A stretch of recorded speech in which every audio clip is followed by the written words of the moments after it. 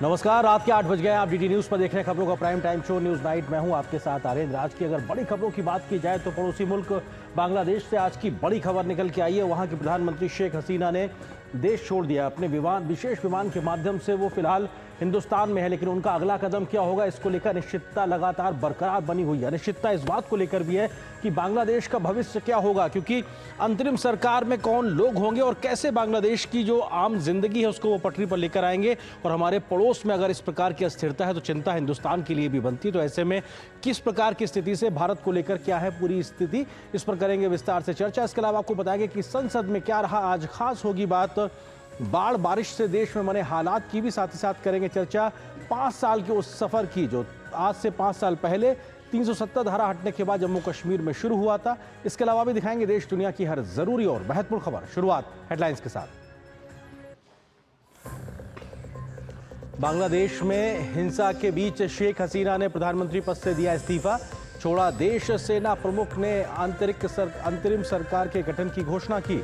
प्रदर्शनकारियों ने प्रधानमंत्री आवास, गृह मंत्री के घर और आवामी लीग के दफ्तर पर बोला धावा।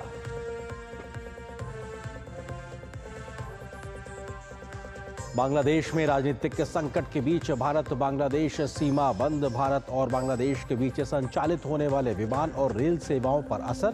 बीएसएफ हाई अलर्ट पर। दिल्ली में बांग्लादेश उच्चायोग के बाहर बढ़ाई गई सुरक्षा।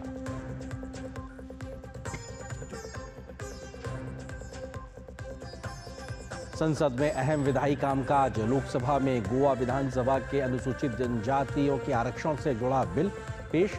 राज्यसभा में तेल क्षेत्र विनियमन और विकास संशोधन बिल सदन के पटल पर रखा गया। लोकसभा में विनियोग विधेयक 2 पारित।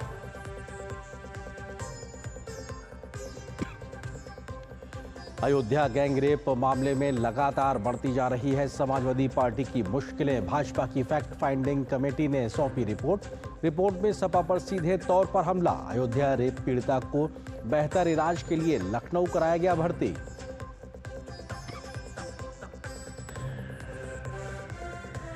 सुप्रीम कोर्ट ने दिल्ली में कोचिंग सेंटर की हालत पर लिया स्वतः संज्ञान। कहा कोचिंग सेंटर बन गए हैं डेथ चैम्बर।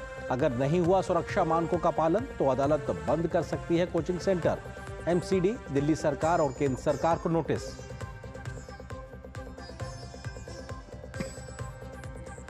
उत्तर से दक्षिण तक बारिश, बाढ़, पहाड़ों से लेकर मैदानों तक मौसम की मार। केरल के वायनाड में लापता लोगों को खोजने का काम जारी।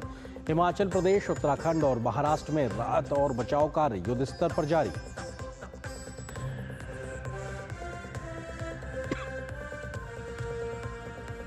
और पेरिस ओलंपिक में कुश्ती में निशा दहिया का कमाल। यूक्रेन की पहलवान को हराकर क्वार्टर फाइनल में बनाई जगह। बैडमिंटन और निशानेबाजी में पदक से चूके भारतीय खिलाड़ी।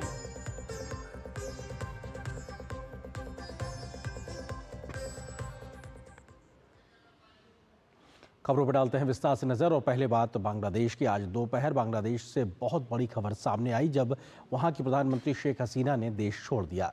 बीते लंबे समय से बांग्लादेश में आरक्षण को लेकर हिंसक विरोध प्रदर्शन हो रहे हैं, जिसमें सैकड़ों लोगों की जान जा चुकी है तो हजारों लोग घायल भी हुए हैं।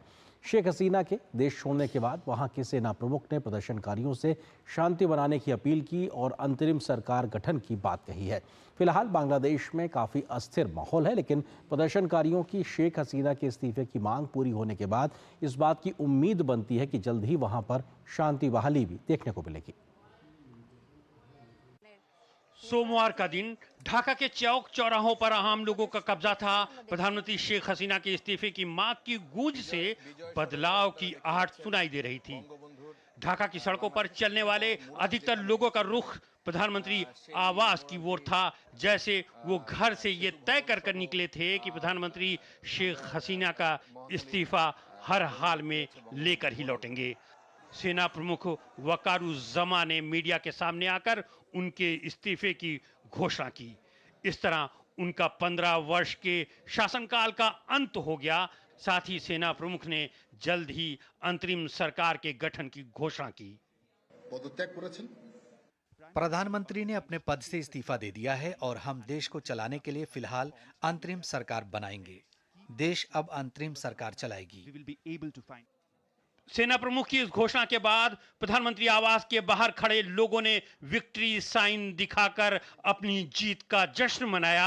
सैकड़ों प्रदर्शनकारी प्रधानमंत्री आवास में घुस गए। तस्वीरों में प्रदर्शनकारियों को प्रधानमंत्री आवास का सामान उठाकर ले जाते हुए देखा जा सकता है। हालांकि इससे पहले शेख हसीना सेना के हेलीकॉप्टर से अपने परिवार के साथ किसी सुरक्षित स्थान पर जा चुकी थीं। सेना प्रमुख ने अलग अलग राजनीतिक दलों से मुलाकात की। उन्होंने प्रदर्शनकारी छात्रों से घर लौट जाने की अपील की। कृपया सेना पर भरोसा रखें। मैं जिम्मेदारी लेता हूं और लोगों के जीवन और संपत्ति की रक्षा करने का वादा करता हूं। सेना पर विश्वास ना खोएं। हम आपकी मांगें पूरी करेंगे और शांति और सद्भाव वापस लाएंगे। प्रदर्शनकारियों ने आम लोगों से लॉन्ग मार्च टू ढाका का आह्वान किया था। एक दिन पहले ही प्रधानमंत्री शेख हसीना के इस्तीफे की मांग कर रहे प्रदर्शनकारियों और सत्तारूढ़ दल के समर्थकों के बीच अलग अलग हिस्सों में हुई हिंसक झड़प में 100 से अधिक लोगों की मौत हो गई थी। सभी बड़े शहरों में लाखों की तादाद में लोग शेख हसीना के इस्तीफे की मांग करते हुए सड़कों पर उतर आए। राजधानी ढाका पर प्रदर्शनकारियों ने पूरी तरह से कब्जा कर लिया। लाखों लोग प्रमुख चौराहों पर जमा हो गए। सरकार ने रविवार की शाम ही कर्फ्यू लगाने का आदेश दिया, लेकिन लोगों पर इसका कोई असर नहीं दिखाई दिया। उल्टे प्रदर्शनकारियों ने नागरिक सविनय अवज्ञा का ऐलान कर दिया, यानी सरकार को बिजली का बिल टैक्स देने से मना कर दिया। सरकार ने अपने खिलाफ सविनय अवज्ञा आंदोलन से निपटने के लिए सोमवार से 3 दिन की छुट्टी की घोषणा की। छुट्टियों के दौरान सभी निजी और सार्वजनिक संस्थान, बैंक, अदालतें और शैक्षणिक संस्थान बंद रखने के लिए कहा गया। ढाका के मौजूदा हालात में प्रदर्शनकारियों ने धनमंडी इलाके में गृह मंत्री के आवास में भी घुसकर तोड़फोड़ की। राजनीतिक उथल पुथल के बीच 3G और 4G के नेटवर्क को बहाल कर दिया गया है। कंपनी ने कहा है कि हालिया राजनीतिक उथल पुथल के दौरान मोबाइल इंटरनेट सेवाएं बंद होने के बावजूद वॉयस और SMS कनेक्टिविटी बरकरार रखी गई थी। बांग्लादेश में पिछले महीने से ही छात्र आंदोलन पर हैं। पहले उनकी मांग सरकारी नौकरियों में आरक्षण को खत्म करने की थी। बाद में वो शेख हसीना के प्रधानमंत्री पद से इस्तीफे की मांग करने लगे। तो इस पूरे घटनाक्रम के बीच में भारत बांग्लादेश पेट्रोपोल सीमा को बंद कर दिया गया है। भारत से बांग्लादेश गए सभी ट्रक चालकों को BSF ने वापस भारत बुला लिया है। पेट्रोपोल सीमा पर सभी को 500 मीटर दूर ही रोका जा रहा है और BSF को हाई अलर्ट पर रखा गया है।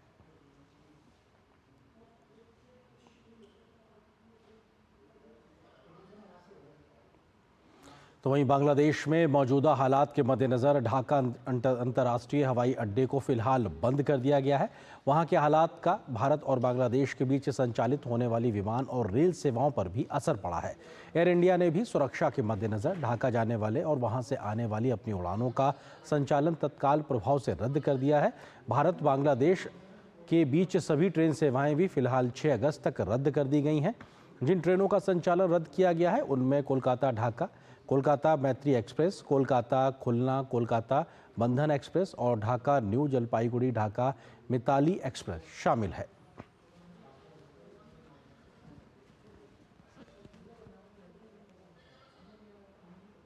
तो बांग्लादेश में जिस प्रकार की उथल पुथल हुई है उसके कुछ आंकड़े भी आपको बताते हैं कि आखिर ये पूरा बवाल हुआ क्यों है। क्योंकि आरक्षण को लेकर जिस प्रकार से ये पूरी स्थिति बदली है, वो आरक्षण की व्यवस्था को लेकर आखिर ये सवाल लगातार उठ क्यों रहते। ये बांग्लादेश का उनका अपना फ्लैग है और वहां पे प्रदर्शन की वो तस्वीरें भी बैकग्राउंड में नजर आ रही हैं।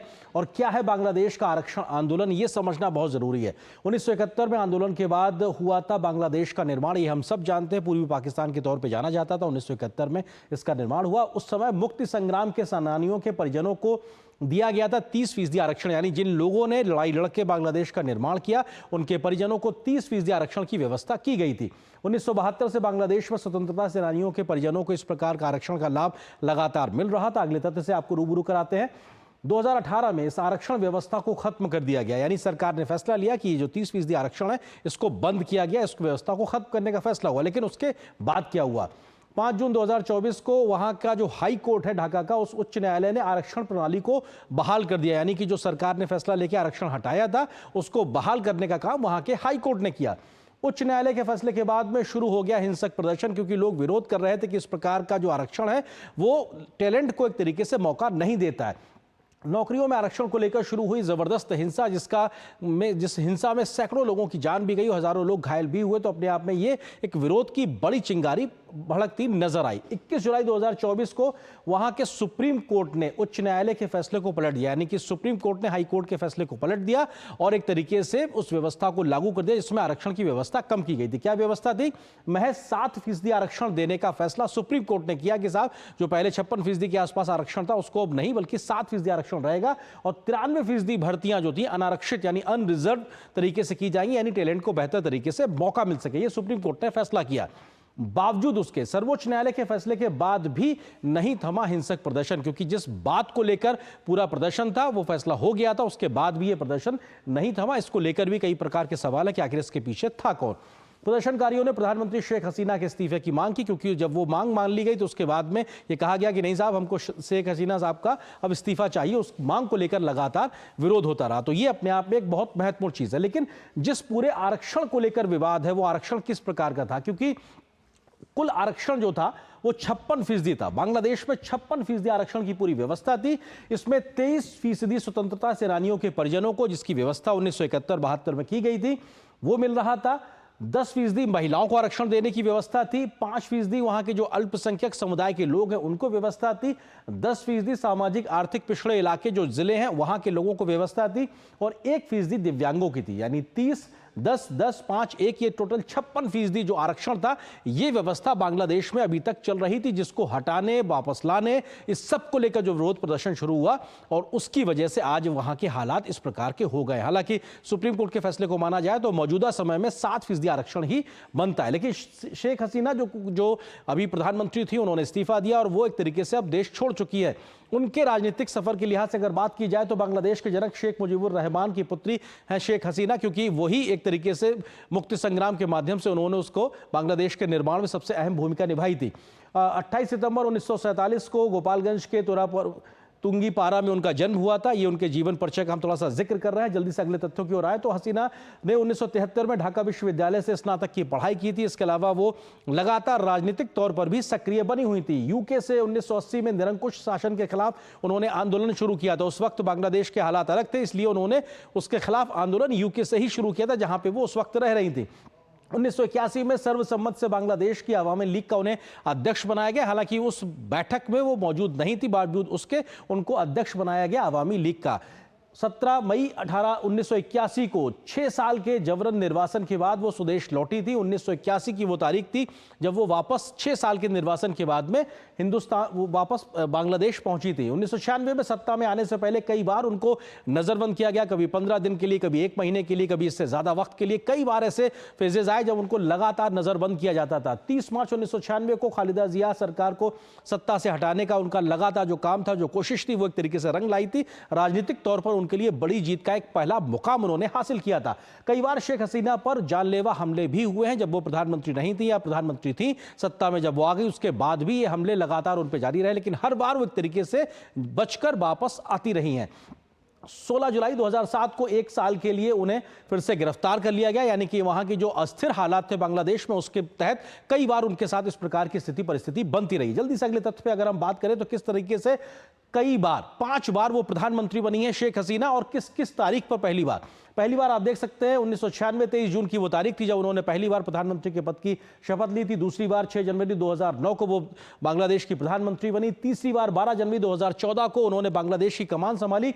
चौथी बार 7 जनवरी 2019 को वो बांग्लादेश की प्रधानमंत्री बनी और 5वीं बार 11 जनवरी 2024 को, यानी अभी कुछ समय पहले, कुछ महीनों पहले ही वो फिर से 5वीं बार प्रधानमंत्री बनी। लेकिन इस चुनाव को लेकर भी कई प्रकार के सवाल उठते रहे थे। हालांकि वहां का विपक्ष सीधे तौर पर इस चुनाव को खारिज करता था, लेकिन वो 5वीं बार उन्होंने सत्ता संभाली थी। जल्दी से कुछ और तथ्यों से आपको रूबरू कराते हैं कि आखिर किस प्रकार के बड़े घटनाक्रम बांग्लादेश में रहे हैं। घटनाक्रमों की बात की जाए तो 1971 में एक लंबे संघर्ष के बाद बांग्लादेश बना, ये हम सब जानते हैं। अगले तथ्य की अगर हम आए तो जल्दी से बताएं आपको, अवामी लीग के शेख मुजीबुर रहमान, जो कि शेख हसीना के पिता है, वो पहले प्रधानमंत्री के तौर पर उन्होंने कमान संभाली थी। 15 अगस्त 1975 को एक सेना की एक टुकड़ी ने मुजीबुर रहमान और उनके परिवार के 18 लोगों की हत्या कर दी थी। 1975 की इस घटना के बाद में बहुत कुछ बदल गया बांग्लादेश की सियासत में।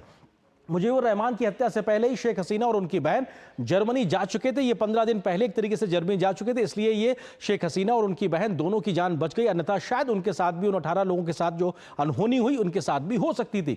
शेख हसीना पूरे परिवार के साथ भारत में 6 साल तक उन्होंने शरण ली थी, वो यहाँ पर रही थी और इसका तरीके से उनका भारत के साथ एक लंबा जुड़ाव भी रहा है। ये कई बार इस बात की चर्चा भी पब्लिक डोमेन में होती रही। 1981 में शेख हसीना भारत से वापस बांग्लादेश पहुंची। लगभग 6 साल के बाद जब पहुंची थी भारत से बांग्लादेश, तो वहां पे एक नई प्रकार की राजनीति की व्यवस्था को उन्होंने शुरुआत किया था। बांग्लादेश में अब तक 28 बार सेना द्वारा तख्ता पलट की कार्रवाई की जा चुकी है, यानी कि अस्थिर बांग्लादेश 1971 में बनने के बाद से लेकर अभी तक एक अस्थिरता का माहौल लगातार देखने को मिलता रहा है। तो यह दिखाता है कि किस प्रकार के बांग्लादेश की जो अस्थिरता है वो भारत के लिहाज से भी चिंता पैदा करती है, क्योंकि हमारे पड़ोस की अस्थिरता हमारे लिए किस प्रकार से दिक्कत कर सकती है। तमाम विषयों पर और मौजूदा राजनीतिक हालात जो कि बांग्लादेश में, उस पर करेंगे विस्तार से चर्चा। फिलहाल एक छोटे से ब्रेक के लिए रुकते हैं।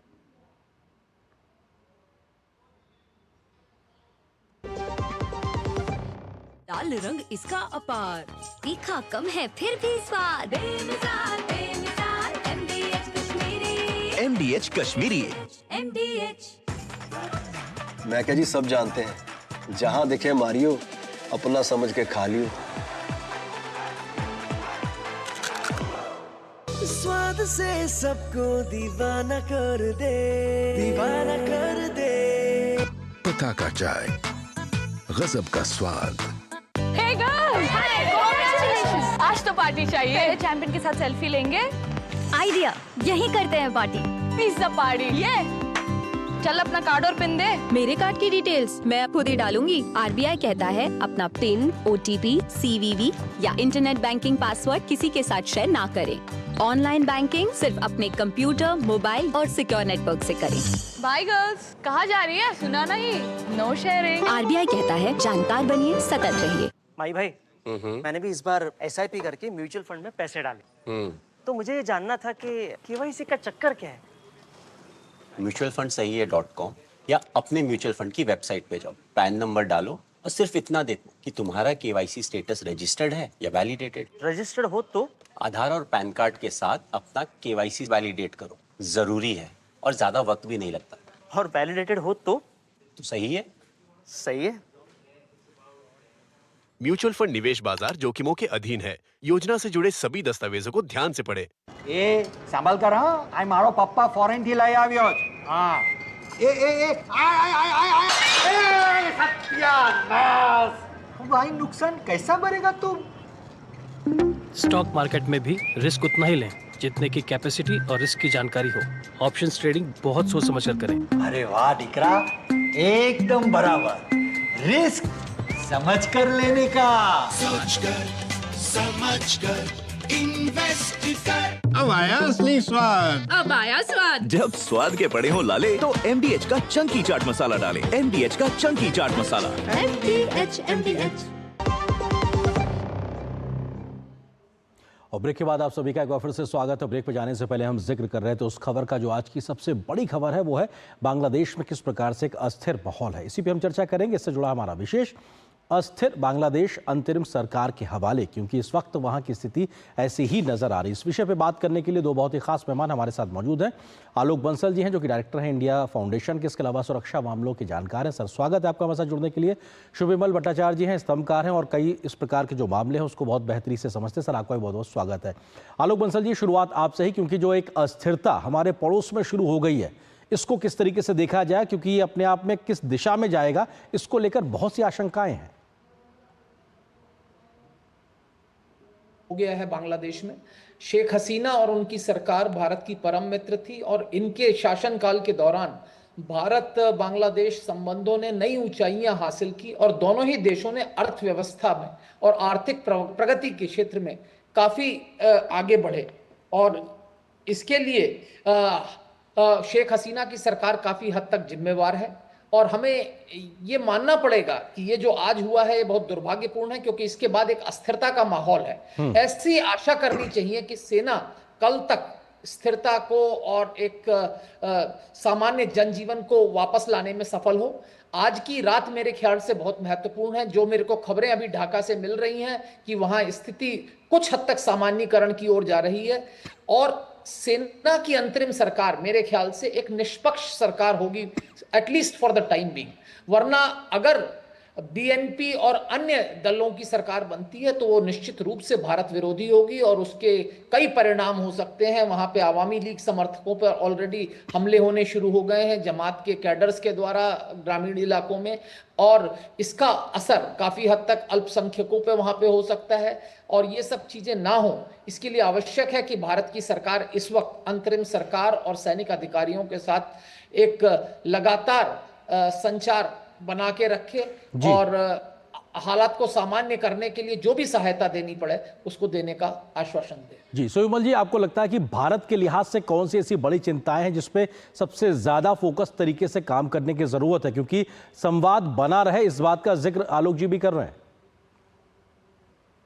देखिए, आज ये बड़े दुर्भाग्यपूर्ण है कि इस स्थिति में बांग्लादेश पहुंचा, और आज सुबह ही मैं बांग्लादेश की ऊपर से असम आए तो इतने बादल इतने सुंदर थे, मैं वही सोच रहा था उसी वक्त की भाई कुछ शांति तो आए, और आज ही का दिन इस तरीका से घटना हुए तो बड़ा चिंता की बात है। तो सबसे बड़ी चिंता ये होती है कि अपनी जो बॉर्डर्स है उसमें किस तरीका से इम्पैक्ट हो सकता है, क्या असम में या उत्तर पूर्व भारत में या बंगाल में भी किसी तरीका के तनावपूर्ण स्थिति हो सकते हैं। क्योंकि अगर सेना प्रधान इसी तरीका से ये स्थिति को नियंत्रण में नहीं लाते हैं तो ये चिंता होते है कि ये एलिमेंट्स जो जिस तरीका से वायलेंस कर रहा है, जिस तरीका से बिल्डिंग जला रहा है, जिस तरह के कपड़ा आ रहे हैं, मंदिरों में भी हमला कर रहा है लोगों के ऊपर, आवामी लीग के कार्यकर्ता के ऊपर, तो इनको बॉर्डर की तरफ भी भारत के साथ एक तनावपूर्ण स्थिति क्रिएट करने के लिए इनमें कोई वो नहीं रहेगा, वो जरूर इस तरीके का कोशिश करे। तो हमें बड़ा सतर्क रहना पड़ेगा। और जैसा आलोक जी ने भी बताया, बांग्लादेश हमारा बड़ा अच्छा मित्र है। इतने साल शेख हसीना की सरकार हमारे साथ बहुत तरीका की कोऑपरेशन की, विशेषकर सिक्योरिटी कोऑपरेशन में जिस तरीका से हम उत्तर पूर्व भारत में बहुत शांति प्रयास जो गृह मंत्री प्रधानमंत्री के प्रयास से हुए उसमें बांग्लादेश ने भी बहुत तरीका से हमें डायरेक्ट और इनडायरेक्ट सपोर्ट दिया। तो इस तरीका की एक तनावपूर्ण स्थिति जिसमें एक एनर्किक सिचुएशन है उस देश में, ये कहीं हमारे सिक्योरिटी के इशू नॉर्थ ईस्ट में या बंगाल में कहीं नए तरीका से और किसी कठोर तरीका से कुछ प्रभाव ना डाले, ये हमें देखना पड़ेगा। बिल्कुल, ये बहुत महत्वपूर्ण चीज है। आलोक जी, आपसे इन्हीं दो चीजों पे कि हमारे जो बॉर्डर्स के थ्रू जिस प्रकार की चुनौतियां हमारे लिए अब एक तरीके से नई चुनौतियां आ गई हैं, वो ज्यादा चिंताजनक है, या फिर वहां पे अब कौन से सरकार, अंतरिम सरकार जिसमें कौन कौन लोग शामिल होंगे, वो किस तरीके से बांग्लादेश को आगे बढ़ाएंगे, वो हमारे लिए ज्यादा चिंताजनक स्थिति है। इन दोनों के लिहाज से किस तरह से आप देखते हैं यहाँ पर? देखिए, बहुत महत्वपूर्ण चीज है वहां पे कौन सरकार में आता है। अगर जमात इस्लामी और भारत विरोधी तत्व वहां सरकार में आ जाते हैं तो हमारे जो भारत विरोधी तत्व हैं उनको वहां पे एक शरणगाह मिल जाएगी, जैसे पहले उत्तर पूर्व में कई इंसर्जेंट ऑर्गेनाइजेशंस को वहां जगह मिलती थी। दूसरा, इस वक्त जब वैश्विक कट्टरपंथ की आंधी पूरे विश्व में फैल रही है तो ये जिहादी संगठनों के लिए भी वो एक बेस बन सकता है। तो दो चीजें हैं। तीसरी महत्वपूर्ण चीज है कि जो शेख हसीना के शासनकाल के दौरान जो हमने कनेक्टिविटी के नए आयाम छुए थे, जिसमें भारत और बांग्लादेश के बीच आना जाना बहुत आसान हो गया था, एक बड़ी संख्या में व्यापार हो रहा था दोनों राष्ट्रों के बीच में, और उत्तर पूर्व के क्षेत्रों के लिए चिटगांव बंदरगाह और कई अन्य सुविधाएं जो हमको मिल रही थी, और हमारी जो एक्ट ईस्ट पॉलिसी थी, इन सब के लिए बांग्लादेश बहुत महत्वपूर्ण है। और इस वक्त अगर जिस तरीके के हालात हैं, अगर ये अस्थिरता का माहौल रहा तो हो सकता है कि काफी बड़ी संख्या में जो लोग बांग्लादेश में भयभीत हों वो भारत की ओर पलायन भी कर सकते हैं। हमें इन सब चीजों की चिंता होनी चाहिए, और जो हालात हैं वो बहुत चिंताजनक हैं, और आशा करता हूं कि सेना जो है स्थिरता को लाने में सफल होगी, एक स्टेबिलिटी स्टैब्लिश कर पाएगी, और उसके बाद एक अंतरिम सरकार बनाएगी जिसके साथ भारत की सरकार संवाद बना के रखे और उनसे संबंध अच्छे बनाए। जी शिवमल जी, क्योंकि इस बात की चर्चा लगातार होती रही है बीते जब से ये विरोध प्रदर्शन आरक्षण के नाम पे हो रहा था, लेकिन सुप्रीम कोर्ट के फैसले के बाद में एक उम्मीद जगी थी कि साहब का फैसला ले लिया गया है और मुख्य मांग मान ली गई है। उसके बाद में ये विरोध प्रदर्शन थमता भी दिखाई पड़ा, लेकिन अचानक से जिस प्रकार से दोबारा से ये विरोध प्रदर्शन हुआ, ये सवाल उठ रहा है कि क्या सच में इसके पीछे वो महज छात्र हैं या कोई और ताकतें, तंजीमें हैं जो इस प्रकार से इसको हवा दे रही हैं? देखिए, बांग्लादेश आवामी लीग सरकार की तरफ से भी और कई सारे इंडिपेंडेंट ऑब्जर्वर की तरफ से ये शुरुआत से ये आए हैं कि छात्रों की ये प्रोटेस्ट के साथ बहुत एंटी सोशल एलिमेंट्स और जो आपकी जमात सिंपैथाइजर जैसे शिबिर, इनकी स्टूडेंट विंग, इनकी इन्वॉल्वमेंट थे। और इसीलिए मुझे लगता है कि शुरुआत की जो एक फायरिंग की घटना हुई जिससे इनको और एक मौका मिल गया कि इस तरीका से गतिविधियों और बढ़ाए और इस तरीके से मोबिलाइजेशन जो है, इंटरनेट इन्होंने बंद किया लेकिन इससे कोई फर्क नहीं पड़ा। इन्होंने हर तरीका से एक मोबिलाइजेशन इतने कम समय में किया हुआ है। जिस तरीका से इन्होंने हिंसा की रास्ता शुरुआत से ली है और हिंसा में बढ़के है, उसमें ये छात्रों की मूवमेंट नहीं रहा, ये तो एक एंटी सोशल और शेख हसीना की हटाने की एक पॉलिटिकल मूवमेंट बन गए थे। तो मुझे लगता है कि सबसे बड़ी बात है कि इस चीज को जिस तरीका से सेना प्रधान अपने आप को लोगों के सामने एक विश्वास की स्थिति पैदा करने के लिए कोशिश कर रहा है, मुझे लगता है कि जो एक इंटरिम अरेंजमेंट भी हो गया, वहां सरकार चलाने के लिए इनको बड़ा ध्यान देना पड़ेगा कि किसी तरीका से उसी टेंडेंसी के पास ना चले जाए। क्योंकि जैसे आलोक जी ने भी जिक्र किया था कि पहले शेख हसीना 2009 से लगातार सरकार में, इसके पहले इंटरिम सरकार है, लेकिन इसके पहले 2001 इस समय में जिस तरीका से उत्तर पूर्व की आतंकवादियों को जिस तरीका से सेंचुरी दिया जाता था, जिस तरीका से इनको आर्म्स मूवमेंट के सहाय दिया जाता है, अगर इस तरीके का सिचुएशन फिर से आए तो हमारा उत्तर पूर्व में बहुत प्रभाव पड़ेगा। एक तरीका से एक परसेप्शन चेंज हो रहा है उस रीजन का, कई सारे इन्वेस्टमेंट्स आ रहा है। आपने देखा कि टाटा की एक सेमीकंडक्टर प्लांट की भूमि पूजन पिछले शनिवार में हुआ है। तो नौकरी देने का, अपने यंगस्टर्स को आगे बढ़ाने की जो प्रयास हो रहा है, उस सब में एक दिक्कत हो सकते हैं। और विशेषकर जैसे 1971 में जब बांग्लादेश का फॉर्मेशन हुआ था, उस समय जिस तरीका से रिफ्यूजी आए थे, इस बार भी ये रिफ्यूजी का फ्लो जरूर हो सकता है, क्योंकि जिस तरीका से हिंसा का बिल्कुल सर, जो हिंसा का दौर वहां है उससे रिफ्यूजी की स्थिति ना हो, इसको लेकर भी सजग रहने की जरूरत है। आलोक जी, आपको लगता है कि हमने पाकिस्तान में किस प्रकार से तख्ता पलट और सेना के रोल को देखा, हमने बीते दिनों श्रीलंका में भी एक अलग प्रकार की स्थितियां देखी, और अब बांग्लादेश, आसपास में इस प्रकार की अस्थिरता के बीच में जो घटनाक्रम लगातार चल रहा है, भारत को और ज़्यादा किस तरह से सजग रहने की ज़रूरत है ताकि इस प्रकार की अस्थिरता से हम पूरी तरीके से बचे रहें और हमें इस प्रकार की अस्थिरता का कोई असर ना होने पाए? देखिए, भारत में एक सुदृढ़ जनतांत्रिक प्रणाली है और एक सुदृढ़ अर्थव्यवस्था है। तो इस तरीके की अर्थव्यवस्था जो हमने बांग्लादेश में देखी और श्रीलंका में देखी, उसकी संभावना भारत में काफी कम है। दूसरी ओर अस्थिरता से जो चिंताजनक बात है, क्योंकि अस्थिरता जो है वहां पे असामाजिक तत्व और जो आतंकवादी संगठन है उनको एक जड़ बढ़ाने का एक मौका मिल जाता है, उससे हमें चिंतित होने की आवश्यकता है। और बांग्लादेश हमेशा से भारतीय विदेश नीति की कसौटी रहा है, और अगर हम यहाँ विफल होते हैं तो ये हमारे लिए बहुत बड़ी विफलता होगी। इसलिए आवश्यक है कि जो भी हुकूमत आए उससे हम एंगेज करके रखें, और साथ ही साथ शेख हसीना और जो भारत के मित्र रहे हैं उनको ये आश्वासन दे कि हम हमेशा उनके साथ हैं, हम उनको मझधार में नहीं छोड़ेंगे। ये आवश्यक है कि दुनिया में हर अन्य राष्ट्र ये जाने कि भारत अपने मित्रों के साथ हमेशा खड़ा है, अच्छे समय में भी और बुरे समय में भी। तो ये चीजें आवश्यक है, और भारतीय जो नागरिक बांग्लादेश में है और जो हमारे हित हैं, हमें उनकी रक्षा के लिए पूरी तरह से सजग रहने की आवश्यकता जी। शिवमल जी, क्योंकि जिस प्रकार का अस्थिरता इस वक्त बांग्लादेश में है, तो वहां पे धार्मिक अल्पसंख्यक जो तमाम समुदाय है उसकी सुरक्षा को लेकर भी चिंताएं लगातार बढ़ती दिखाई पड़ रही हैं। हाँ बिल्कुल, ये बड़े चिंता की बात है। और कुछ घटनाएं हमारे पास बांग्लादेश के कई सारे मित्रों ने व्हाट्सएप के माध्यम से आज भेजे, कल भेजे, इस तरीके से घटनाएं हो रहा है। मंदिरों की, इस्कॉन मंदिर की बात आई रंगपुर में।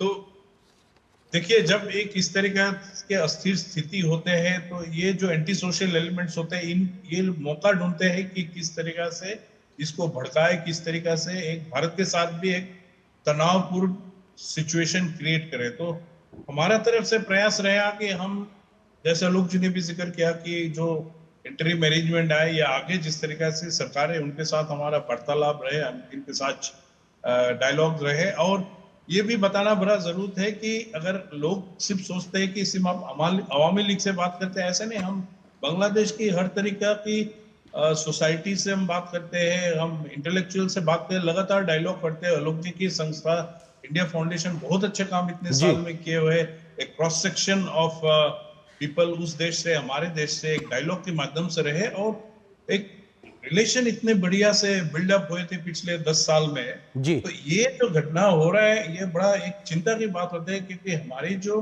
बिल्कुल इन्वेस्टमेंट हुए, इंटेलेक्चुअल इन्वेस्टमेंट, उसमें बड़ा आघात पहुंचता है। और हमें उस रिलेशनशिप को, एक बायलैटरल रिलेशनशिप को इकोनॉमिक एंगल से, कनेक्टिविटी एंगल से, और सबसे बड़ी बात है जी सिक्योरिटी एंगल की तरफ से इसको स्टेबल रखना पड़ेगा। इसको बिल्कुल ये बहुत जरूरी है कि बांग्लादेश में स्थिरता रहे, ताकि उसका असर पूरे क्षेत्र में और भारत में भी एक तरीके से शांति स्थापना को लेकर बना रहे, क्योंकि पड़ोस की अस्थिरता हमारे लिए चिंता तो पैदा करती है। फिलहाल वक्त इतनी अनुमति दे रहा, बहुत शुक्रिया आलोक जी आपका, शिवमल जी आपका हमारे साथ जुड़ने के लिए, इस विषय पर विस्तार से बात करने के लिए।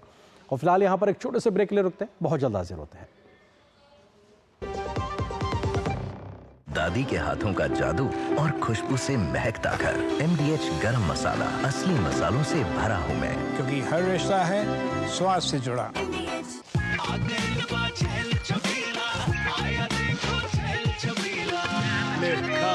अच्छा भैया, मेरी गाय को भी अपने हाथों से चारा खिला दो। अरे खिलाई देते हैं। हमारी गाय भैया। क्या हो गया, पूरा का पूरा गांव यहाँ आ गया? भैया इसी हाथ से चारा खिलाते हो, तभी तो आपके गाय भैंसों की ब्याज सबसे ज्यादा है। अरे पगले, ये चमत्कार इस हाथ का नहीं, हाथ में जो कपिला पशु आहार है उसका है, जो पशुओं की सेहत अच्छी रखता है और ब्याज भी बढ़ाता है। ले जाओ।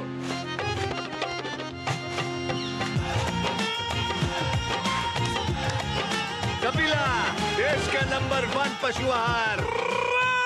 बात जब पीढ़ियों के लिए बनने वाले घर की हो तो जिम्मेदारी बड़ी हो जाती है। गैलेंट समझता है ये जिम्मेदारी। अब डबल M रिब्स के साथ गैलेंट एडवांस TMT रीबार, निर्माण का रियल हीरो।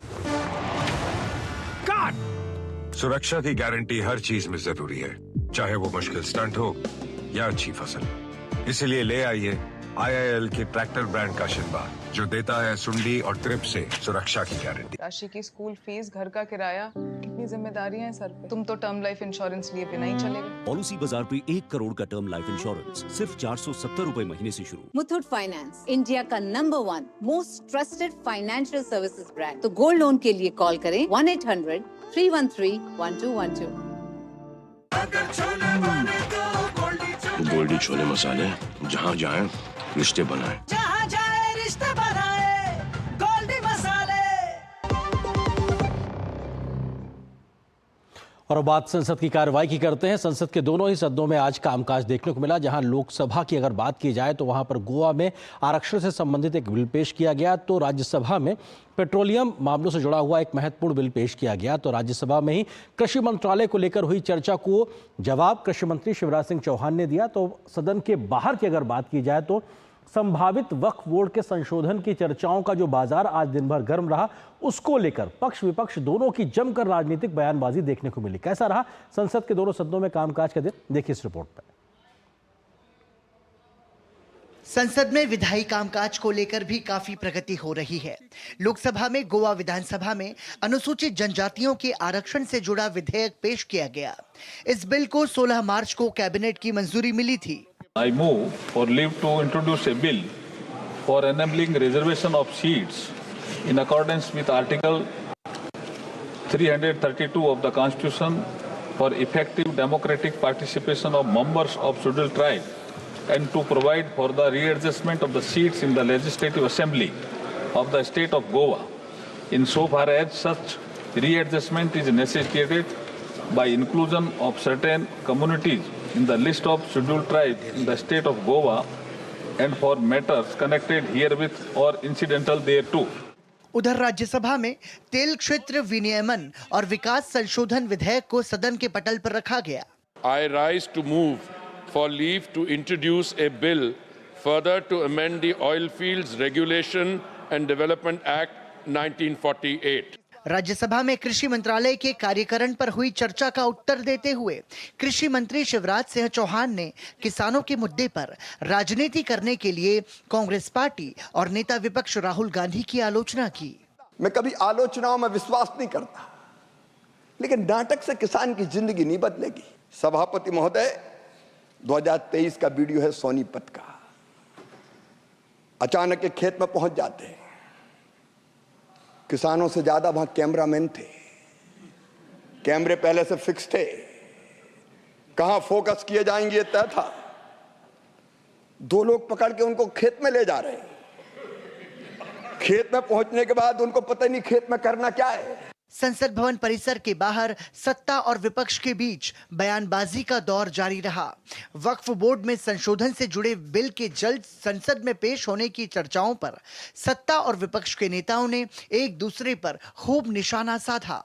वक्फ बोर्ड की जितनी संपत्तियां उस पर मुस्लिम ठेकेदारों का कब्जा है और उसका उपयोग समाज के लिए नहीं होता है। ये विधेयक निश्चित तौर पर वक्फ संपत्तियों को जनता के उपयोग के लिए लाने में काम देगा। अभी वक्फ में इतने घपले हैं, माफियागिरी है, वो समाप्त होगी और एक ट्रांसपेरेंट व्यवस्था कायम होगी, जिसका स्वागत करें। ये एजेंडे में नहीं था, बीएससी की बैठक हुई उसमें नहीं था।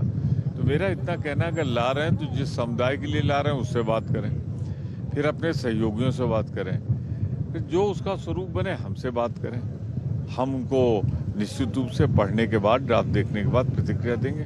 गौरतलब है कि संसद में मौजूदा सत्र में सत्ता पक्ष और विपक्ष के बीच आरोप प्रत्यारोप खूब देखने को तो मिला है, साथ में जमकर कामकाज भी हो रहा है।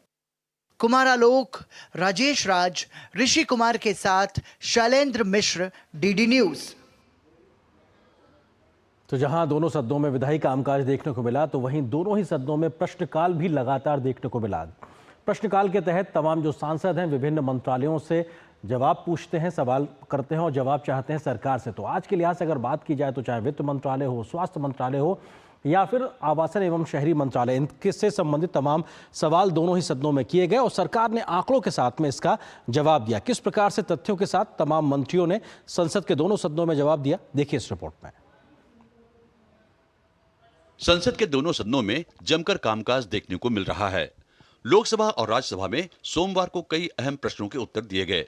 लोकसभा में प्रश्नकाल में सहारा इंडिया में निवेशकों के फंसे रुपए की वापसी से जुड़े सवाल का वित्त मंत्री निर्मला सीतारमण ने विस्तार से जवाब दिया। वित्त मंत्री ने बताया कि सहारा इंडिया में निवेशकों के फंसे पैसे की वापसी के लिए उचित कदम उठाया जा रहा है। 19,650 claims came, of which the Justice B.N. Agarwal committee, looking at its eligibility and everything, 17,256 claims only could be entertained, and that resulted in only 138.07 as the amount which is being claimed, which is given. Yes, we are talking of a 25,000 crore estimated amount, but claimants are only this many. So repeated attempts by the Supreme Court to go for advertisements are not yielding results in this particular SEBI-related 3-company case. उधर राज्यसभा में भी कई अहम सवालों के उत्तर संबंधित मंत्रियों ने दिए। केंद्रीय शहरी कार्य मंत्री मनोहर लाल खट्टर ने एक सवाल के जवाब में बताया कि स्मार्ट सिटी योजना 100 शहरों तक ही सीमित है और 2025 तक इस प्रोजेक्ट को पूरा कर लिया जाएगा। उन्होंने बताया कि इस पर 46,000 करोड़ रुपए खर्च हो चुके हैं। 2400 करोड़ रुपए इस बार जारी करके मार्च 2025 तक यह कार्यक्रम पूरा कर लिया जाएगा। 100 शहरों को सबको पता है कि शहर में क्या क्या प्रोजेक्ट्स और ये बनाए गए हैं, ये अप्रूव्ड हुए हैं। अप्रूवल के बाद उन 100 प्रोजेक्ट्स में से 100 शहरों में जितने प्रोजेक्ट किसी एक शहर के अंदर बने हैं और जो कंप्लीशन हो गया है, अभी लगभग 12 शहर ऐसे हैं जिसके सारे कंप्लीट हो गए शहर अन्य कामों में चल रहे हैं और ये कंप्लीशन सबके सब 2025 तक होने हैं। लोकसभा में शून्यकाल के बाद स्वास्थ्य मंत्रालय की अनुदान मांगों पर हुई चर्चा का जवाब स्वास्थ्य मंत्री जेपी नड्डा ने दिया। केंद्रीय मंत्री ने बताया कि 2014 के बाद स्वास्थ्य सुविधाओं में देश में काफी विस्तार हुआ है और बजट आवंटन भी स्वास्थ्य क्षेत्र का काफी बढ़ा है।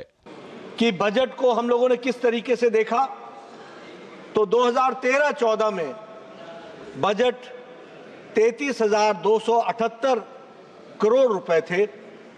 आज वही बजट 90,958 करोड़ रुपए हो गया है। यानी हेल्थ को क्या प्रायोरिटी दी गई है, और ये एलोकेशन लगभग 164%, 164% का इजाफा इंक्रीज हुआ है। लोकसभा में दोपहर बाद मत्स्य पालन मंत्रालय की अनुदान मांगों पर चर्चा हुई, जबकि राज्यसभा में नवीन और नवीकरणीय मंत्रालय के कामकाज पर चर्चा आगे बढ़ाई गई। राजेश राज, शैलेंद्र मिश्र और ऋषि कुमार के साथ कुमार आलोक, डीडी न्यूज, दिल्ली। लोकसभा में आज वित्त वर्ष 2024-25 के बजट में विभिन्न मंत्रालयों एवं विभागों के लिए प्रस्तावित अनुदान की मांगे एवं उनसे संबंधित विनियोग विधेयक को गिलोटिन के माध्यम से मंजूरी प्रदान कर दी गई। विभिन्न मंत्रालयों के अनुदान की मांगों को एक साथ बिना चर्चा के पारित कराने की प्रक्रिया गिलोटिन कहलाती है, जिसके तहत ये मांगे आज पूरी हुई और इसको पारित कर लिया गया। यहां पर एक और छोटे से ब्रेक के लिए रुकते हैं। आपके घर के खाने में रेस्टोरेंट जैसा स्वाद ले आए MDH का शाही पनीर मसाला। पनीर को क्या मस्त बना डाला। बात जब पीढ़ियों के लिए बनने वाले घर की हो तो जिम्मेदारी बड़ी हो जाती है। गैलेंट समझता है ये जिम्मेदारी। अब डबल M रिब्स के साथ गैलेंट एडवांस TMT रीबार, निर्माण का रियल हीरो। हमारा डेजर्ट आ गया पर हमारी चैंपियन नहीं आई अब तक। बिल भरने के पहले तो आएगी ना। सो गर्ल्स, क्या हो रहा है? बिल हो रहा है। चल अपना कार्ड दे। पिन दे। RBI कहता है अपना पिन, OTP, CVV या इंटरनेट बैंकिंग पासवर्ड किसी को ना दे। ऑनलाइन बैंकिंग सिर्फ अपने ही कंप्यूटर, मोबाइल और सिक्योर नेटवर्क से करें। हाँ, ये खाने की चैंपियनशिप थी क्या? RBI कहता है जानकार बनिए, सतर्क रहिए। सर, आप बहुत लकी है कि आपके बेटे ने हेल्थ इंश्योरेंस और बाकी सारी फॉर्मेलिटीज टाइम से पूरी कर दी है। मेरा बेटा? तो फिर आप? पॉलिसी बाजार। क्लेम के टाइम पे हमेशा आपकी हेल्प को तैयार। पॉलिसी बाजार, 1 करोड़ का हेल्थ इंश्योरेंस सिर्फ 390 रुपए महीने से शुरू। सुरक्षा की गारंटी हर चीज में जरूरी है, चाहे वो मुश्किल स्टंट हो या अच्छी फसल। इसलिए ले आइए IIL के ट्रैक्टर ब्रांड का शिनबा, जो देता है सुंडी और ट्रिप से सुरक्षा की गारंटी। गोल्डी छोले मसाले, जहाँ जाए रिश्ते बनाए। जहाँ जाए रिश्ते बनाए, गोल्डी मसाले।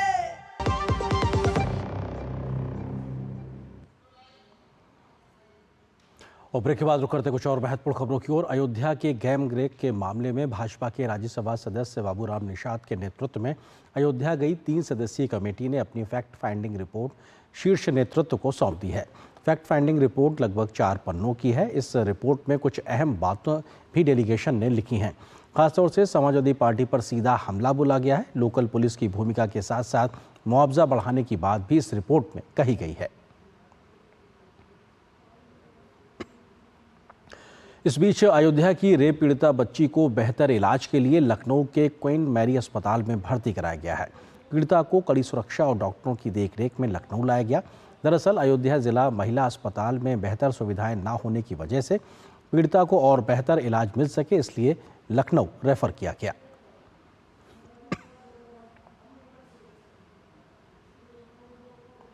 उत्तर प्रदेश के मुख्यमंत्री योगी आदित्यनाथ मंगलवार को अयोध्या जाएंगे। यात्रा के दौरान मुख्यमंत्री हनुमानगढ़ी और रामलला के दर्शन करेंगे। साथ ही अधिकारियों के साथ विकास कार्यों की समीक्षा बैठक करेंगे। माननीय मुख्यमंत्री जी का आगमन जनपद में रहेगा और वो 3:30 बजे सर का आगमन अयोध्या धाम में जो हेलीपैड है वहाँ पे होगा और उसके बाद सर हनुमानगढ़ी और रामलला जी के दर्शन करेंगे और उसके पश्चात माननीय आयुक्त सभागार में सर के द्वारा एक समीक्षा बैठक भी है, जहाँ के जो प्रगति के कार्य चल रहे हैं, बड़े बड़े प्रोजेक्ट्स हैं, उन सभी की समीक्षा माननीय मुख्यमंत्री जी द्वारा सभी प्रमुख विभागाध्यक्ष और प्रमुख सचिवों के साथ में और जिले के अधिकारियों के साथ में की जाएगी। उसके तत्पश्चात माननीय मुख्यमंत्री जी का कुछ जगह पर साइट इंस्पेक्शन और उसके बाद सर का जो कार्यक्रम है उसमें आगे के हिसाब से जो चीज़ें हैं, सर्किट हाउस में एक छोटी मीटिंग और उसके बाद सरयू गेस्ट हाउस में मीटिंग के बाद आगे का कार्यक्रम रहेगा।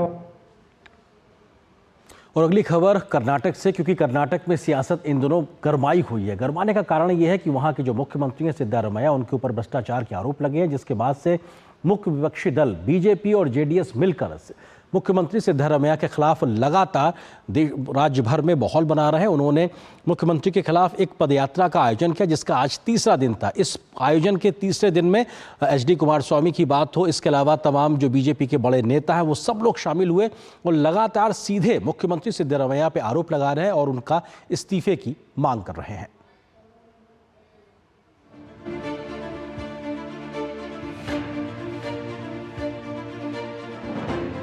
कर्नाटक की सिद्धारमैया सरकार के भ्रष्टाचार के विरोध में बीजेपी जेडीएस की मैसूर चलो पदयात्रा तीसरे दिन रामनगर के केंगाल से शुरू हुई।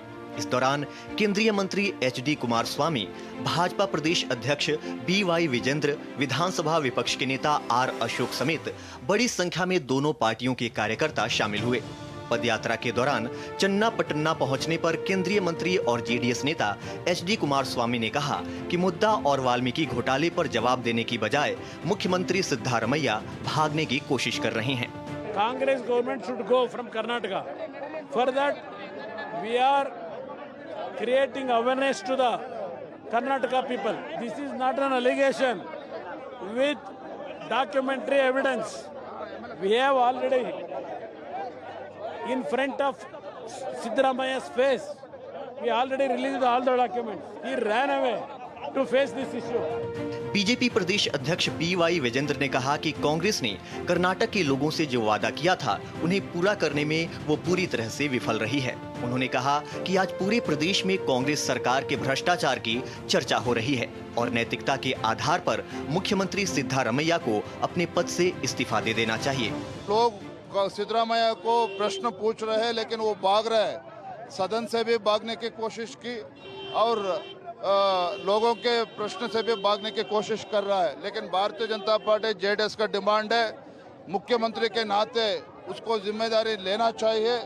जो भ्रष्टाचार हुआ है वाल्मीकि अभिवृद्धि निगम में और मैसूर मूडा स्कैम में, इस माननीय मुख्यमंत्री को इस्तीफा देना ही पड़ेगा।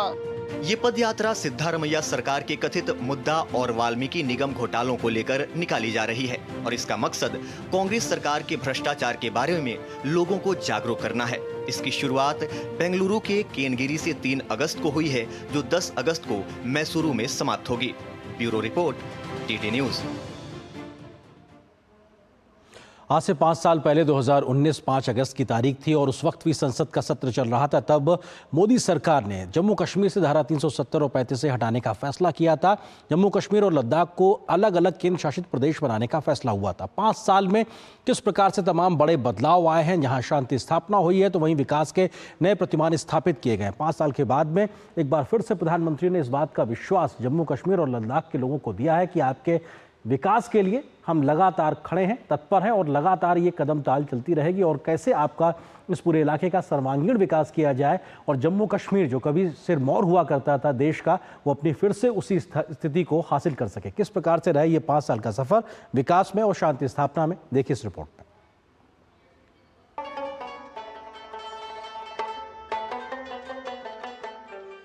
आज से 5 साल पहले 5 अगस्त 2019 को एक देश, एक निशान और एक प्रधान का सपना साकार हुआ।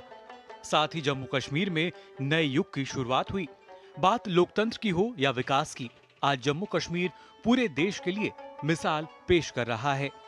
इसे ऐतिहासिक कदम के 5 साल पूरा होने के मौके पर प्रधानमंत्री नरेंद्र मोदी ने एक्स पर अपने संदेश में कहा कि देश की संसद द्वारा 5 साल पहले आज ही के दिन संविधान के अनुच्छेद 370 और 35A को निरस्त कर दिया गया था, जो हमारे देश के इतिहास में एक ऐतिहासिक क्षण था। यह जम्मू एवं कश्मीर और लद्दाख में प्रगति और समृद्धि के एक नए युग की शुरुआत थी। अनुच्छेद 370 को निरस्त करने के साथ ही उन महिलाओं, युवाओं, पिछड़ों, आदिवासियों और हाशिए के समुदायों को सुरक्षा, गरिमा और अवसर मिला जो विकास के लाभ से वंचित थे। इसने यह सुनिश्चित किया कि जम्मू एवं कश्मीर को भ्रष्टाचार से दूर किया जाए, जिसने दशकों से इस पूर्ववर्ती प्रदेश को त्रस्त कर रखा था। मैं जम्मू एवं कश्मीर और लद्दाख के लोगों को विश्वास दिलाता हूं कि हमारी सरकार उनके लिए काम करती रहेगी और आने वाले समय में उनकी आकांक्षाओं को पूरा करेगी। केंद्रीय गृह मंत्री अमित शाह ने भी एक्स पर पोस्ट में कहा कि इस परिवर्तनकारी निर्णय ने हाशिए पर मौजूद वर्गों के सशक्तिकरण के एक नए युग की शुरुआत की है और जम्मू कश्मीर एवं लद्दाख में जमीनी स्तर पर लोकतंत्र को मजबूत किया है। क्षेत्र के युवाओं ने सामाजिक, आर्थिक विकास और सांस्कृतिक पुनरुत्थान को प्रेरित किया है, जिससे शांति और व्यापक विकास को बढ़ावा देने के मोदी सरकार के प्रयासों को बड़ी सफलता मिली है। वहीं बीजेपी नेताओं ने भी कहा कि कश्मीर आज विकास के पथ पर आगे बढ़ रहा है। कश्मीर तरक्की के रास्ते पर बढ़ रहा है, वहाँ शांति है, वहाँ तिरंगा लहराता है, कश्मीर के बच्चे अब नया भविष्य देखते हैं। ये विपक्षी दल ये कहते थे कि वहाँ खून खराबा होगा, पत्ता नहीं खड़का। अब ये विपक्षी दल आईने में देख लें और कश्मीर के लोग अब राष्ट्र की मुख्य धारा में हैं, विकास की मुख्य धारा में। जम्मू कश्मीर के बीजेपी नेताओं ने भी कहा कि अनुच्छेद 370 हटाए जाने के बाद प्रदेश में बड़ा बदलाव आया है। धारा 370 के समापन के बाद जम्मू कश्मीर के हर व्यक्ति को, हर वर्ग को, हर क्षेत्र को उसका हक मिला है। आज जम्मू कश्मीर का आम व्यक्ति जो है और विशेष तौर कश्मीर में अगर 2000 टूरिस्ट आते हैं तो यहाँ के नौजवानों को, गरीबों को, मजदूरों को, जो व्यापारियों को, हर प्रकार के लोगों को उनको जो है रोजगार मिल रहा है, शांति है। राजस्थान सरकार ने इस दिन को स्वर्ण मुकुट मस्तक दिवस के रूप में मनाया। जयपुर के सरकारी स्कूलों में जम्मू कश्मीर से अनुच्छेद 370 को निरस्त करने का अध्याय पढ़ाया गया। शैलेंद्र मिश्र के साथ ब्यूरो रिपोर्ट, डीडी न्यूज। और यहाँ पर एक छोटे से ब्रेक ले रुकते हैं, बहुत जल्द हाजिर होते हैं। लाल रंग इसका अपार, तीखा कम है फिर भी स्वाद। बेमिसाल बेमिसाल MDH Kashmiri. MDH Kashmiri. MDH। Muthoot finance से गोल्ड लोन लेते हुए कोई डाउट नहीं है, क्योंकि यहाँ है पूरी ट्रांसपेरेंसी, 100% भरोसा और सुरक्षा। तभी तो मुथूट फाइनेंस है भरोसा इंडिया का। तो गोल्ड लोन लेने के लिए कॉल करें 1-800-313-1212। बात जब पीढ़ियों के लिए बनने वाले घर की हो तो जिम्मेदारी बड़ी हो जाती है। गैलेंट समझता है ये जिम्मेदारी। अब डबल M रिब्स के साथ गैलेंट एडवांस TMT रीबार, निर्माण का रियल हीरो। सुरक्षा की गारंटी हर चीज में जरूरी है, चाहे वो मुश्किल स्टंट हो या अच्छी फसल। इसीलिए ले आइए IIL के ट्रैक्टर ब्रांड का शिनबा, जो देता है सुंडी और ट्रिप से सुरक्षा की गारंटी। माई भाई, मैंने भी इस बार SIP करके म्यूचुअल फंड में पैसे डाले, तो मुझे ये जानना था कि KYC का चक्कर क्या है।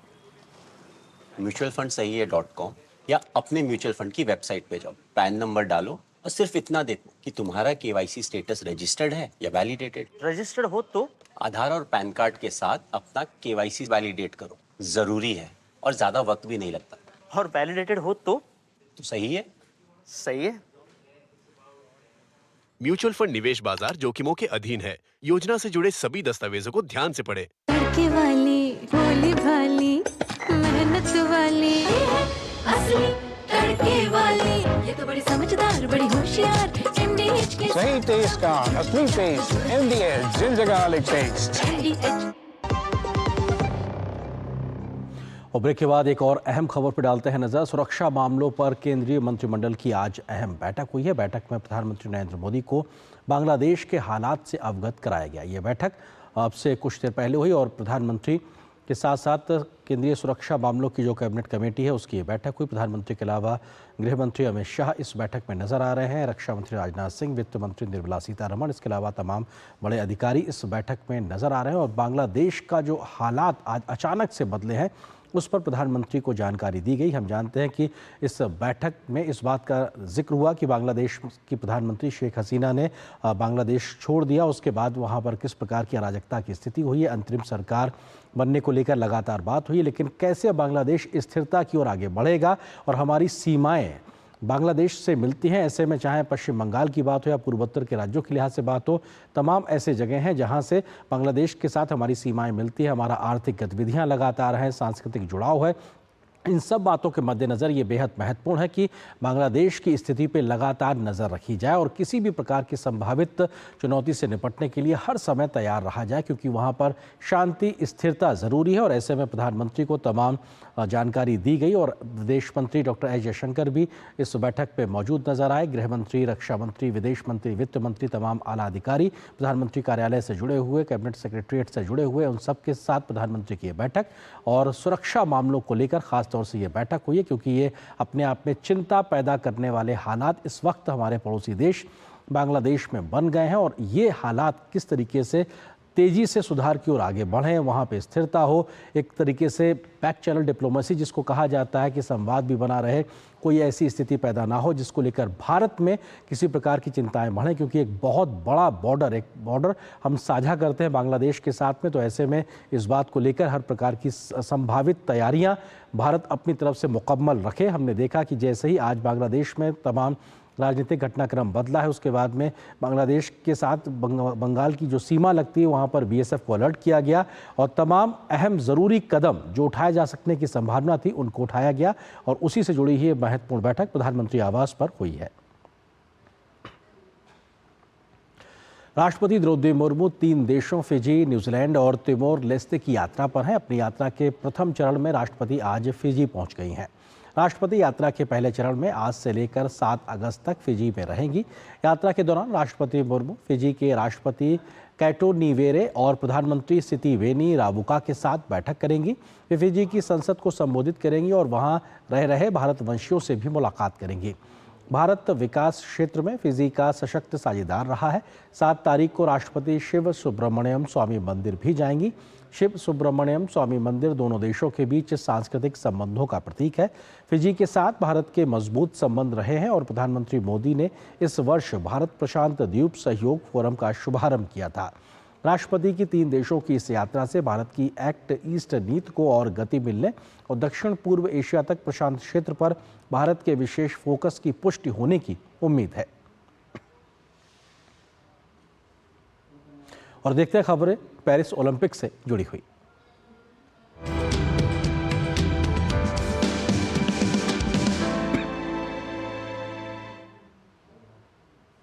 पेरिस ओलंपिक में भारतीय महिला पहलवान निशा दहिया को 68 किलोग्राम भार वर्ग के क्वार्टर फाइनल मुकाबले में आज हार मिली है। निशा का क्वार्टर फाइनल में सामना उत्तर कोरिया की पहलवान पाक सोल गुन से था। निशा ने अच्छा खेल दिखाया और एक समय उन्होंने 6-1 की बढ़त बना ली थी, लेकिन उसके बाद उन्हें चोट लगी जिसके चलते उत्तर कोरिया की पहलवान ने वापसी की और मुकाबले को 10-8 से जीत लिया। इससे पहले अंतिम 16 के मुकाबले में निशा ने यूक्रेन की पहलवान तेतियाना सोवा को 6-4 से शिकस्त दी थी।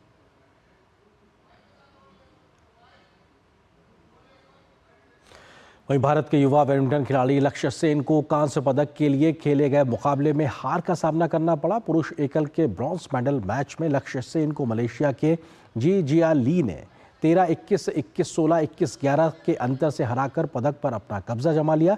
कांस्य पदक के मैच में पहला गेम लक्ष्य सेन ने 21-13 से अपने नाम किया। इसके बाद दूसरे गेम में एक वक्त लक्ष्य ने 8-2 की बढ़त बना ली थी। हालांकि इसके बाद मलेशियाई खिलाड़ी ने जबरदस्त वापसी की और दूसरे गेम को 21-16 से अपने नाम कर लिया। इसके बाद तो तीसरे और निर्णायक गेम में भी ली जिया पूरी तरीके से हावी रहे और 21-11 से अपने नाम करते हुए उन्होंने कांस्य पदक पर कब्जा किया। पेरिस ओलंपिक के स्कीट मिक्स्ड टीम स्पर्धा में भारत कांस्य पदक से चूक गया है। स्कीट मिक्स्ड टीम स्पर्धा में महेश्वरी चौहान अनंत सिंह की भारतीय जोड़ी का सामना चीन से था, जिसमें भारत को 44-43 के अंतर से हार मिली है।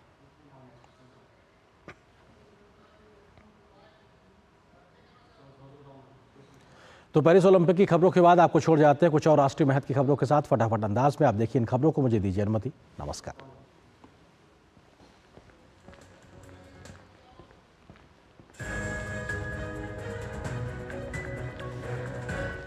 के भाजपा सांसदों से मुलाकात की। प्रधानमंत्री ने उनके निर्वाचन क्षेत्र के बजट के बारे में जानकारी ली।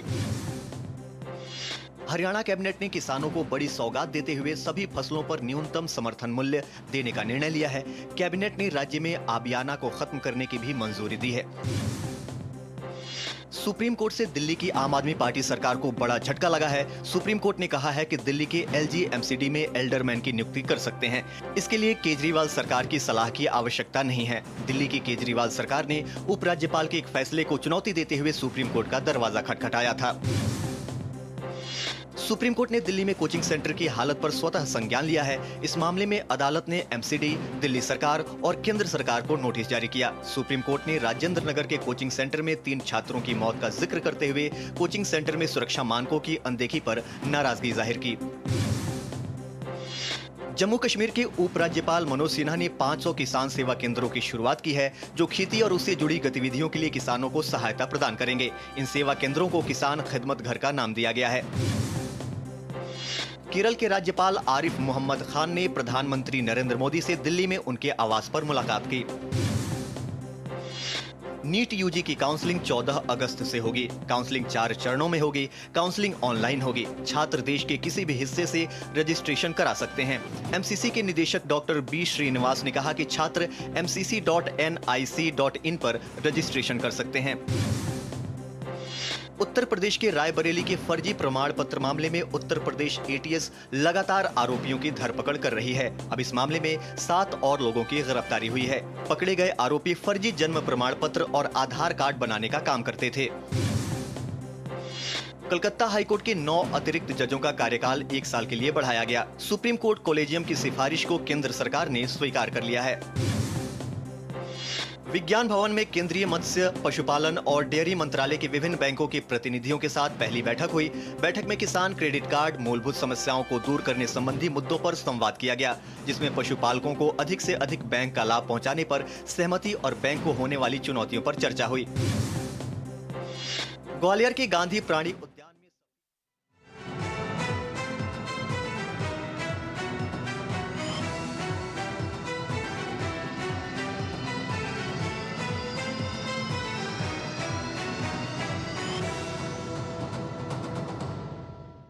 न्यूज नाइट के प्रायोजक थे गैलेंट एडवांस रबर, निर्माण का रियल हीरो।